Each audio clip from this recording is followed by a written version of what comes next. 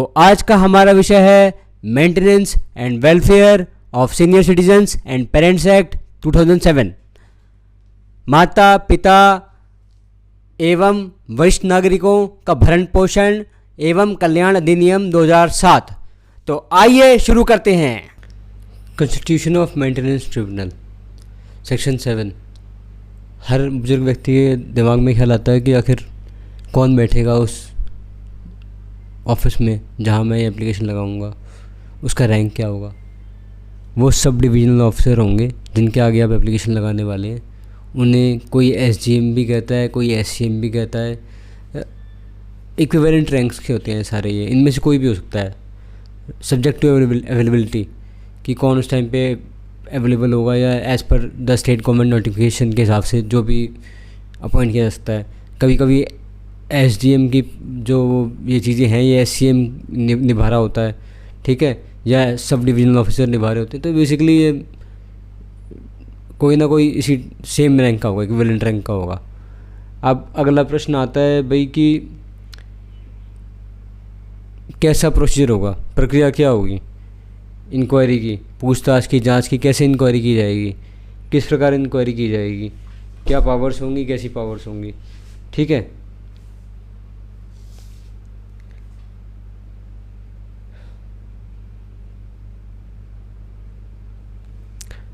धारा 8 में पूछताछ की पावर, अच्छा, धारा 8 बताता है किसी भी बुजुर्ग व्यक्ति को कि भाई कैसे आपके केस में इंक्वायरी की जाएगी, क्या पावर्स होंगी एसडीएम साहब के पास, किस टाइप की इंक्वायरी की जाएगी।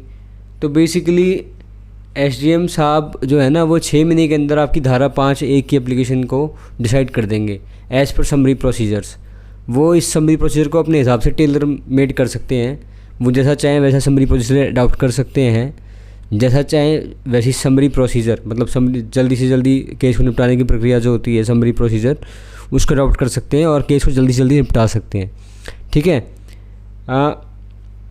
इसके बाद ट्रिब्यूनल के पास और क्या पावर होंगी भाई। ट्रिब्यूनल के पास जब चूँकि वो ओथ पे ले रहे हैं गवाही, और अगर ओथ पे कोई गवाही गलत देगा तो उस ट्रिब्यूनल को सिविल कोर्ट के इक्विवेलेंट माना जाएगा, और सिविल कोर्ट के आगे गलत गवाही देने पर 195 सीआरपीसी और चैप्टर 26 के प्रावधान जो कि गलत गवाही देने पर उस बंदे के खिलाफ लागू होते हैं जो गलत गवाही देता है।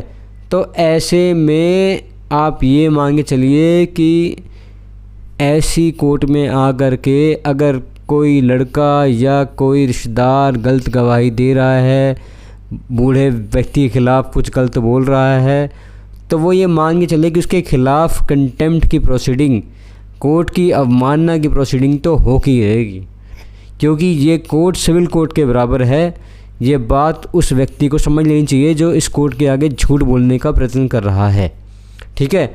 और उसके खिलाफ 195 सीआरपीसी में अभियोजन चलाया जा सकता है, आपराधिक अभियोजन, ठीक है, जिसमें दंड का भी प्रावधान है। तो ये बात उस व्यक्ति को पता होनी चाहिए कि उसे दंड दिया जा सकता है झूठ बोलने के लिए, ठीक है। तो कृपया न्यायालय में आके किसी बुजुर्ग के खिलाफ कुछ झूठ ना बोले। पहले ही पाप कर चुके हैं, और पाप ना करें, ज़्यादा बेहतर होगा। क्या वृद्ध व्यक्ति या वरिष्ठ नागरिक का भला चाहने वाले को मौका मिलेगा कोर्ट में गवाही देने का या कुछ इस तरीके का काम करने का जिससे कि वो कर सके? बिल्कुल मौका मिलेगा।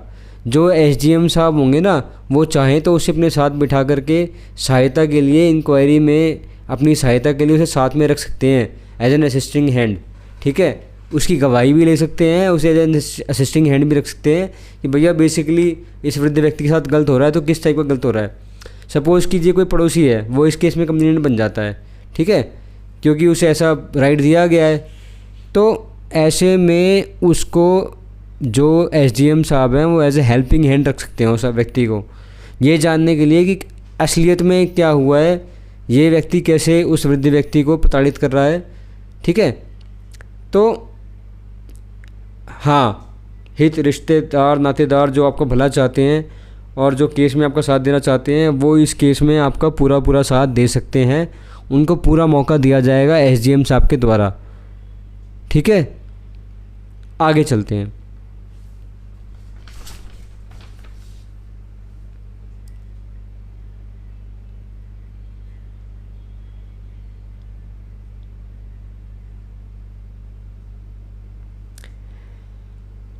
एक प्रश्न आता है कि भाई आदेश क्या होगा और क्यों होगा, ठीक है,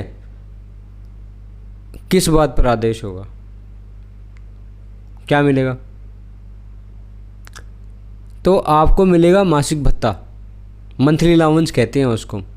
वृद्ध व्यक्ति को या माता पिता को मासिक भत्ता मिलेगा सेक्शन 5(1) जब ये फाइनलाइज हो जाएगा 6 महीने बाद केस, या 6 महीने से पहले पहले जब फाइनलाइज हो जाएगा तो आपको मासिक भत्ता मिलना शुरू हो जाएगा। इससे पहले आपको अंतरिम तो मिल ही रहा होगा, अंतरिम जो आपको राशि होगी, जो अंतरिम भत्ता होगा जो कोर्ट ने डिसाइड किया होगा एसडीएम साहब ने, वो तो आपको मिलेगा ही मिलेगा। सब डिविजनल ऑफिसर साहब ने जो भत्ता डिसाइड किया होगा वो तो आपको मिलेगा ही मिलेगा। इसके अलावा जब ये केस डिसाइड हो जाएगा तो आपको मंथली अलाउंस मिलेगा, मासिक भत्ता, ठीक है। अब ये मासिक भत्ता जो है क्या ये कब से मिलना शुरू होगा? 2 तरीके से मिल सकता है आपको, दो तारीखों से। एक तो जिस डेट पे सब डिविजनल ऑफिसर साहब आदेश कर रहे हैं उस डेट से आपको मिल सकता है। दूसरा, जब से आपने एप्लीकेशन लगाई तब से आपको मिल सकता है। अब भाई क्या मुझे इस मंथली अलाउंस पे किसी प्रकार का इंटरेस्ट मिलेगा? अगर जो देनदार है वो नहीं देता समय पर तो क्या मुझे इसमें किसी प्रकार का इंटरेस्ट मिलेगा? जी बिल्कुल मिलेगा। अगर देनदार इस को देने में देरी करता है तो सब डिविजनल ऑफिसर साहब एज़ पर सिचुएशन 5% से लेकर के 18% तक का ब्याज लगा सकते हैं उस देनदारी पर, यानी उस भत्ते पर 5% से लेकर के 18% तक का ब्याज लगा सकते हैं, ठीक है। तो आपको ब्याज जोड़ के मिलेगा, घबराने वाली बात नहीं है। आगे चलते हैं, कितना मिलेगा भाई, कितना मिल सकता है? तो चाचा जी कम से कम नहीं तो 10,000 तक तो मिल जाएगा अगर आपका लड़का ठीक ठाक कमाता है तो, और कम कमाता है तो इससे कम भी मिल जाएगा, लेकिन मिलेगा ज़रूर, ये तो पक्की एश्योरेंस है, ये मान चलिए कि मिलेगा ज़रूर। तो आप निराश ना हो, ये है कि एक अच्छी धनराशि आपको मिलेगी। अगर आपके घर में सबका स्टैंडर्ड अच्छा है, लिविंग स्टैंडर्ड अच्छा है, तो आपको एक अच्छी धनराशि मिलेगी जो 10,000 के आसपास हो सकती है, ठीक है। इससे ऊपर के लिए आपको फैमिली कोर्ट में याचिका दायर करनी पड़ेगी या डोमेस्टिक वायलेंस कोर्ट में याचिका दायर करनी पड़ेगी, ठीक है, क्योंकि इन सब डिविजनल ऑफिसर साहब की जो पावर दी गई है वो 10,000 तक ही दी गई है। इसके अलावा अगर आपके पास प्रॉपर्टी है और उसको कोई हड़प के बैठा हुआ है, आपका बच्चा या आपका कोई किसी बुजुर्ग व्यक्ति का रिश्तेदार हड़प के बैठा हुआ है प्रॉपर्टी को, तो इसमें जो धारा 23 है ना, उसमें मैं अभी आगे बताऊंगा आपको, उसमें भी प्रावधान है। तो उसमें फिर आप 10,000 तक लिमिटेड नहीं रहोगे, आपको आपकी प्रॉपर्टी से जो बेनिफिट मिलेगा वो 10,000 थोड़ा ना, वो तो ज़्यादा ही मिलेगा आपको। मान लो किसी का फ्लैट है, उसका रेंट ही 18,000 रुपये आ रहा है, तो ऐसे में सब डिविजनल ऑफिसर साहब उस ट्रांजैक्शन को, जो बंदा कब्जा के बैठा हुआ है, उसको आपके कब्जे में दिलवा देंगे किसी न किसी तरीके से, तो उससे आपका फ़ायदा होगा, ठीक है।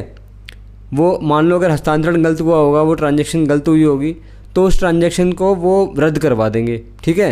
ये पावर है उनके पास कि अगर मान लो कोई धोखे से आपकी ज़मीन ले ले या कोई धोखे से आपका घर मकान ले ले और फिर उसका फ़ायदा उठाए और विदाउट कंसिडरेशन आपसे ले ले घर ज़मीन आपकी, तो ऐसे में सब डिविजनल ऑफिसर साहब के पास पावर है कि 2007 के बाद अगर ऐसा आपके साथ गलत हुआ है तो वो आपको आपकी घर ज़मीन वापस दिलवा सकते हैं। अगर आपको उसका प्रॉपर कंसिडरेशन अमाउंट नहीं मिला और आपने वैसे ही ग्रेचुइटी में दे दिया, मतलब अपने दया धर्म में दे दी कि भैया हाँ ये मेरा लालन पालन करेगा, लेकिन अब वो लालन पालन नहीं कर रहा, ठीक है, तो धारा 23 कहती है कि भाई आपको आपका सामान वापस मिलेगा।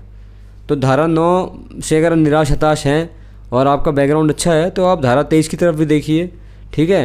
और अगर मान लीजिए आपका बैकग्राउंड अच्छा नहीं है तो आप यहाँ से तो आपको बन चुकी है आपकी, अब आप चाहें तो फैमिली कोर्ट में जा कर के और फैमिली कोर्ट में 125 CRPC फाइल कर सकते हैं और वहाँ पे एनहेंसमेंट के लिए आप रिक्वेस्ट कर सकते हैं, ठीक है। तो वहाँ पे एनहेंस भी हो जाएगी आपकी, भगवान ने चाहा तो।